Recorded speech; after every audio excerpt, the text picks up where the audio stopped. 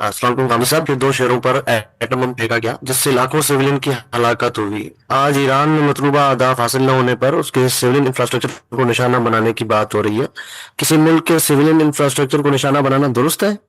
سلامتی ہے ان آنکھوں پہ جو ہدایت پہ نظریں جمائے بیٹھی ہیں، ان کانوں پہ جو ذکر خیر کے منتظر رہتے ہیں، اور ان قدموں پہ جو ہدایت کی راہ پہ گامزن ہیں. جی سر، جو جنگ و جدال کا قانون ہے اس میں ہر شخص جانتا ہے کہ یہ بات اخلاقی طور پر بھی طے ہے اور بین الاقوامی قانون میں بھی طے ہے کہ غیر مقاتلین کو ہدف نہیں بنایا جا سکتا.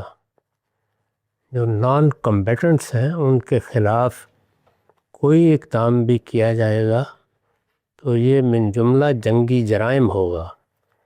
اسی طرح شہر، آبادیاں، ان کی سڑکیں، ان کے ہسپتال، ان کے پل، یہ سب چیزیں نان کمبیٹنٹس کی ہیں، غیر مقاتلین کی ہیں. ان کو بھی کوئی نقصان نہیں پہنچایا جا سکتا. اس وجہ سے اگر ہیروشیما اور ناگاساکی پر غیر مقاتلین ہدف بنے تو وہ بھی ایک جنگی جرم تھا، اور اس طرح کے کسی اقدام کو اگر اب روا رکھا جائے گا تو وہ بھی ایک جنگی جرم ہوگا.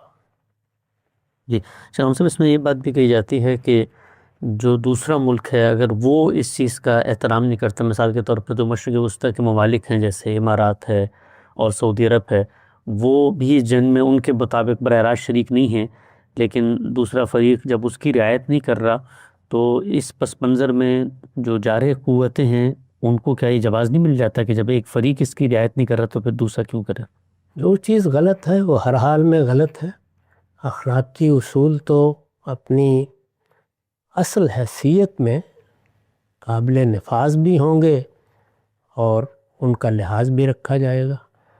اگر کسی ایک فریق نے ان اصولوں کی خلاف ورزی کی ہے تو اس نے بھی جرم کا ارتکاب کیا ہے. اس پر میں اس سے پہلے تبصرہ کر چکا ہوں کہ جو ملک شریک جنگ نہیں ہے یا انہوں نے واضح طور پر بتا دیا ہے کہ ہمارے ہاں کی کوئی چیز استعمال نہیں ہو رہی، تو جب تک آپ کے پاس صریح شواہد نہ ہوں ان کے خلاف بھی ایسا اقدام جنگی جرم ہے.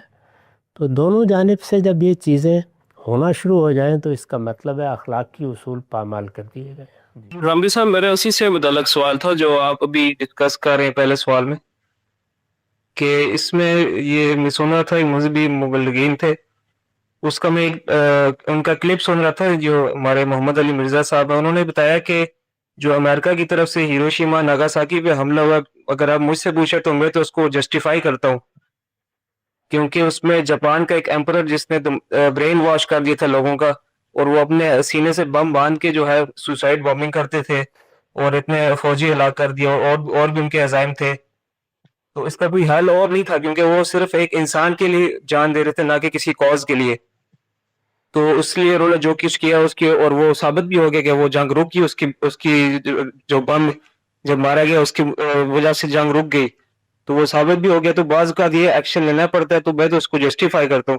تو جب مذہبی مبلغین اس طرح کے بیان دیں گے تو اس پہ کیسی صورتحال ہے؟ اور دوسرا جو ڈیٹرنس کے لیے جو رکھا جاتا ہے ایٹم بم، اس میں آپ کا سید علی خامنئی والا ہی موقف ہے کہ ڈیٹرنس کے لیے بھی نہیں رکھ سکتے، جبکہ قرآن میں حکم ہے کہ ڈیٹرنس قائم رکھو.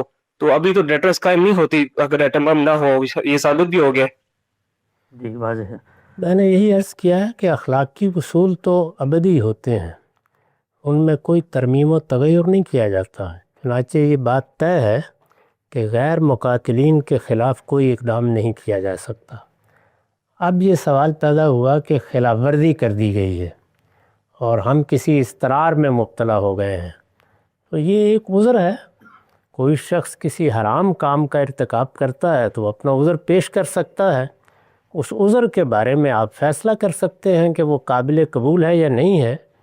تاہم اس طرح کے اعذار محض پیش کر دینے کے لیے نہیں ہوتے، ان کا بہت دقت نظر سے جائزہ لینا چاہیے. کیا فی الواقع وہ عذر بنتے ہیں؟ کیا ان کو قبول کیا جا سکتا ہے؟ کیا اتنے بڑے پیمانے پر انسانوں کی بربادی ایسے گوارا کی جا سکتی ہے؟ تو اخلاقی اصول کبھی تبدیل نہیں ہوتے. وہ اپنی جگہ ہیں. غیر مقاتلین کے خلاف، نان کمبیٹنٹس کے خلاف یا ان کے بنائے ہوئے انفراسٹرکچر کے خلاف کوئی اقدام آپ نہیں کر سکتے. اصول یہی رہے گا. اس وجہ سے جتنے بھی میس ڈسٹرکشن کے ہتھیار ہیں وہ اصلاً بالکل ناجائز ہیں. اب آپ کے استرارات ہیں وہ آپ دنیا کی عدالت میں بھی پیش کریں اور وہ خدا کی بارگاہ میں بھی پیش کر دیں. ہم سے جب پوچھا جائے گا تو ہم یہی کہیں گے. جی ہم سے اس میں ایک چیز کی وضاحت کیجیے گا. جب آپ کہتے ہیں نان کمبیٹنٹس، تو یہ بھی پچھلے دنوں جب پاکستان نے افغانستان پہ حملہ کیا تو وہاں پر بھی یہ بحث ہوئی اور کہا گیا کہ بھئی ایک ملک کی جو عوام ہیں وہ اصل میں اس طریقے سے ڈٹیچ نہیں ہوئے بلکہ وہ ایک کاز کے ساتھ اس کی حمایت میں پس پردہ کھڑے ہوئے ہیں. تو اگرچہ بظاہر تو وہ اسلحہ نہیں اٹھا رہے لیکن جو اسلحہ اٹھا رہے ہیں وہ ان کے حامی و ناصر بن کے کھڑے ہوئے ہیں. تو یہ نان کمبیٹنٹ کی کیسے تعریف کی جائے گی کہ ڈائریکٹلی وہ کمبیٹنٹ نہ ہو، اگر انڈائریکٹلی وہ کمبیٹنٹ بن جاتا ہے، جیسے کہ یہاں بھی کہا جاتا ہے کہ بھئی ایک رژیم ہے جو ایک خاص نظریہ رکھتی ہے اور جو وہاں کے لوگ ہیں وہ اس کی سپورٹ کر رہے ہیں، تو اس میں کمبیٹنٹ نان کمبیٹنٹ بالکل واضح نہیں رہتا. نہیں، بالکل واضح ہے، ہمیشہ سے واضح ہے. یہاں تک کہ وہ لڑنے والا آدمی جو میدان میں کھڑا تھا مار رہا تھا آپ کو، اس نے ہتھیار پھینک دیے، وہ بھی نان کمبیٹنٹ ہے. اس کے بعد اسے بھی صرف قیدی بنایا جا سکتا ہے، اس کے خلاف کوئی اقدام نہیں کیا جا سکتا. نقطہ واضح ہو گیا. آگے بڑھاتے ہیں. جاپان میں بچہ بھی تو مرے نا، وہ تو نان کمبیٹنٹ تھے. وہ تو جاپان میں کہتے ہیں ہم سب جو ہیروشیما ناگاساکی پہ ہوا اور اس میں چونکہ پوری قوم ہی وہاں پر آمادہ جنگ تھی، تو اس صورتحال میں پھر کیا دوسرا چارہ رہ جاتا؟ یہ بات کہنا آسان نہیں ہوتا. پوری قوم آمادہ جنگ ہے، یعنی اس وقت کیا امریکہ میں پوری قوم آمادہ جنگ ہے اور ایران میں آپ نے جا کے دیکھ لیا کہ پوری قوم آمادہ جنگ ہے؟ نہیں، اس طرح کے آزار پیش کرنے کی بجائے وہی اصول ہے جو ہمیشہ سے طے ہے، اور وہ صرف اخلاقی اصول ہی نہیں ہے، بین الاقوامی قانون میں بھی اس کو متعین کر دیا گیا ہے کہ کسی ایسے معاملے میں آپ کوئی اقدام نہیں کر سکتے جس کا اثر نان کمبیٹنٹس پر پڑتا ہے. ہاں، کسی جگہ کوئی اضطرار پیش آ گیا، مجبوری پیش آ گئی، وہ ایک عذر ہے، وہ عذر لوگ پیش کریں دنیا کے ساتھ.